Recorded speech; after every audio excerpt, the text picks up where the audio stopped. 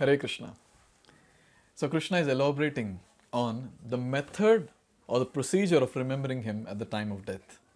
And here we are not talking about pure devotional service, but we are talking about mixed devotional service, wherein some yoga element is added there. So it is called as Yoga Mishra Bhakti.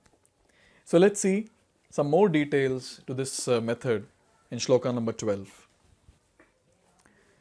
सर्वद्वाराणि संयम्य मनोहृदि निरुध्य च मूर्ध्याधायात्मनः प्राणम् आस्थितो योगधारणम्. So here Krishna is saying Sarva Dvarani Samyamya, closing all the doors of the senses, Sarva Dvarani, and Mano Hridhi Nirudhyacha. And what are we supposed to do with the mind? The mind should be fixed on the heart. Murdhani adhyatmanaha pranam, and the life air should be pulled up at the top of the head. And in this way, astito yoga dharanam, one establishes himself in yoga. So now here some more details are added to this method that Krishna is talking about. So here it is said, to practice yoga as suggested here, one first has to close the doors of all sense enjoyment. This practice is called pratyahara, or withdrawing the senses from the sense objects. So when we were discussing about Ashtanga Yoga, if we remember, we spoke about yama, niyama, asana, then pranayam, pratyahar. So pratyahar was there. And what was that pratyahar? Pratyahar was making sure that the senses don't come in touch with the sense objects, withdrawing senses from the sense objects. This is what was spoken there very, very nicely, clearly. But then it's a very important thing to understand. Speaking is very easy. Withdraw the senses from sense objects. But then what do we mean by that? So like there are 5 senses, the 5 knowledge acquiring senses: eyes, nose, tongue, ears, and skin. Now what are the sense objects for all this? For eyes, the sense object is the sight, the vision. For nose, it is smell. For tongue, it is taste. For ears, it is sound. And for the skin, it is touch. Now, eyes not seeing something, nose not smelling something, tongue not tasting something, ears not hearing something, and the skin not getting any touch sensation. Is that possible? This is exactly what is pratyahar. Withdrawing all the senses from the sense objects. So this is a very, very difficult procedure that is there in Ashtanga Yoga.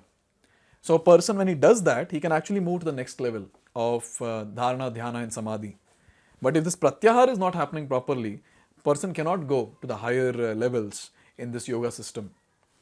So here it is given the sense organs for acquiring knowledge that we just spoke about, the eyes, ears, nose, tongue and touch, should be fully controlled and should not be allowed to engage in sense gratification. So one should make sure that all these should not be used for doing sense gratification. Any of the senses.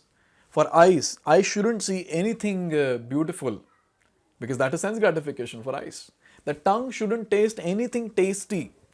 No palatable dishes should be put in the tongue because that is a sense gratification.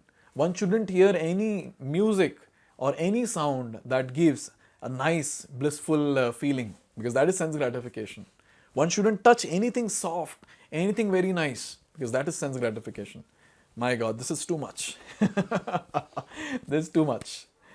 But then when it comes to devotees, when it comes to these yogis, so as soon as say a gulab jamun is kept in front of them, they're like, no, I don't want to see. But what about devotees? Give. And they take the gulab jamun, offer it to Krishna and Mahaprasade Govinde. They put it in the mouth. That's the difference between a yogi and a devotee. A yogi struggles a lot. Because withdrawing the senses from the sense objects is very, very artificial. Senses will always be in touch with the sense objects and they will seek gratification. But then as devotees, now we understand that when we are practicing devotional service, everything that the senses get is actually prasad from Lord Krishna, and that purifies the senses. Even if it's the most palatable dish that we're putting in the mouth, if it is prasad, the tongue is gratified, but along with that the person gets purified. So this is the difference between the yoga system and that of Bhakti Yoga. In yoga system, artificially they try to restrain themselves, their senses, so that they remain pure. But then here, naturally in Bhakti Yoga, the person makes sure that all the sense objects which are there, those are prasad, and then he associates with the sense objects and makes sure that all his senses gets purified. So this is a very important difference to understand between the two. And here it is said, okay, we are talking about controlling of the senses, but what about the mind? Mind will keep wandering here and there. Something has to be done with the mind also. So here it is given. In this way, the mind focuses on the super soul in the heart and the life force is raised to the top of the head. So what is the person supposed to do with the mind? He is supposed to meditate on the super soul, on Paramatma. Mind has to be fixed. Obviously, many thoughts of sense gratification will come. Still, the mind should be pulled from that sense gratificatory thoughts and engaged in thinking of Paramatma, who is there with beautiful four-handed form. And the life force which is there, that has to be pulled up to the head, because that's from the head the person will be leaving the body. So it has to be pulled up till the head. But as mentioned before, this practice is not practical in this age. The best process is Krishna consciousness. If one is always able to fix his mind on Krishna in devotional service, it is very easy for him to remain in an undisturbed transcendental trance or in samadhi. See, when it comes to this yoga system that we are discussing, one will go to samadhi after a very long time. He has to go through yama, niyama, asana, pranayam, pratyahar, then dharana, dhyana, samadhi finally. But then when it comes to devotion, when it comes to devotional service, as soon as the person starts chanting the Hare Krishna Mahamantra, thinking about or hearing the mantra very carefully, looking at the beautiful form of the Lord, tasting Krishna Prasadam, dancing in Kirtan, doing various services, thinking about doing services to the Supreme Personality of Godhead, spreading the message of Krishna consciousness everywhere. Such a person is already in samadhi because he is thinking of Krishna all the time. So right from the person who has come new to Krishna consciousness till the person who has attained perfection, all of them are in samadhi. But when it comes to yogis, they have to wait. Yama, niyama, asana, then pranayam, pratyahar, dharana, dhyana, then samadhi. So after a long prerequisite, then the person actually goes into samadhi. So this is a very important point to understand, that in Bhakti Yoga, endeavor is little, not too much.